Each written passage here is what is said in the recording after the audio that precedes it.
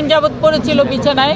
কেউ এই মনি কাউকে জানান দেয় নাই, কাউকে না, না শিল্পী সমিতিতে, না সে কোনো শিল্পীকে ফোন করে বলেছে আপনারা আসেন, অঞ্জনা এইভাবে অসুস্থ হয়ে পড়ে আছে। এই ছেলেটা কারোর সঙ্গে যোগাযোগ করতে দেয় না।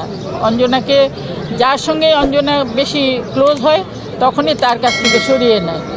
রহস্যজনক মৃত্যু হয়েছে, রহস্য তো চলবেই। সে তো রহস্যজনকভাবেই মৃত্যু হয়েছে তার। জলজন্ত মানুষকে এভাবে পিটিয়ে মেরে ফেললো।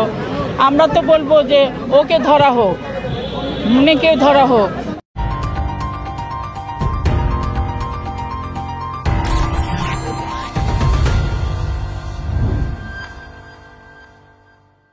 রহস্যজনক মৃত্যু হয়েছে, রহস্য তো চলবেই। সে তো রহস্যজনকভাবেই মৃত্যু হয়েছে তার। রহস্য তো চলবেই, রহস্য এটা তো বের করতেই হবে। আমরা সমস্ত শিল্পীরা মনে নিয়েছি যে এটা কেন, কিভাবে এত তাড়াতাড়ি এই মানুষটা মারা গেল, তাকে কারা মারলো, কেন মারলো, এগুলো আমরা বের করছি। এই পর্যন্ত হয়তো ওই ছেলের বাড়িতে গিয়েছে, আপনারা দেখেছেন, নরসিংদীতে গিয়ে খোঁজ নেওয়া হয়েছে। ও আসলে ওইখানেই ওর বাড়ি, ওর বাবা আছে, ফুপু আছে, চাচা চাচি সবাই আছে। তো এটা যখন বের হয়ে গেছে, এখন আসলটা বের হওয়া। তাকে কাউকে দেখতে দেয়নি, কাউকে দেখতে দেয়নি, কাউকে ফোন করেনি। আর 3 দিন যাবৎ অঞ্জনা বিছানায় পড়েছিল, 3 দিন যাবৎ পড়েছিল বিছানায়। কেউ এই মনি কাউকে জানান দেয় নাই, কাউকে না, না শিল্পী সমিতিতে, না সে কোনো শিল্পীকে ফোন করে বলেছে আপনারা আসেন, অঞ্জনা এইভাবে অসুস্থ হয়ে পড়ে আছে। তো এইটার রহস্য আমরা বের করব।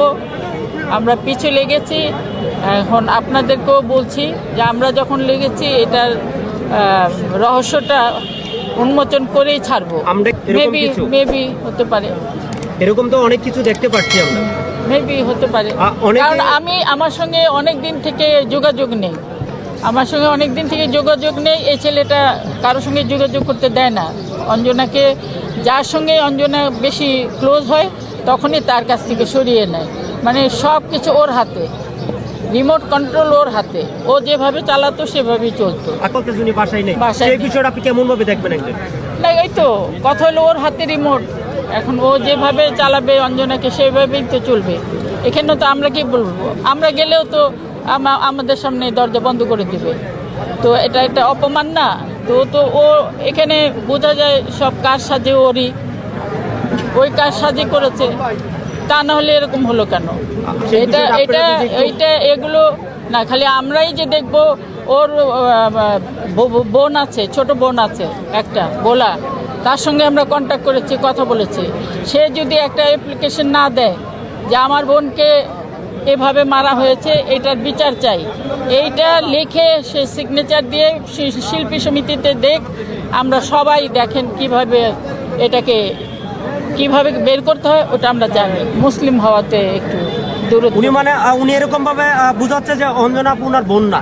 হ্যাঁ, দূরত্বটা ওইটাই, মুসলিম হওয়াতে দূরত্ব। কারণ ও নিজেই বলেছে যে তার বাবা মুসলিম হওয়াতে তার উপরে খুব রাগ ছিল, তার সঙ্গে যোগাযোগ করতো না। এটা কালকে রাত্রে আমরা আলাপ করেছি, শুনেছি। ওর বোনের সঙ্গে আমরা দিব্যি যোগাযোগ করে চলছি, কিন্তু সবার সঙ্গে এটা নিয়ে আলোচনা করছি। তো দেখি এখন কতদূর যেতে পারি।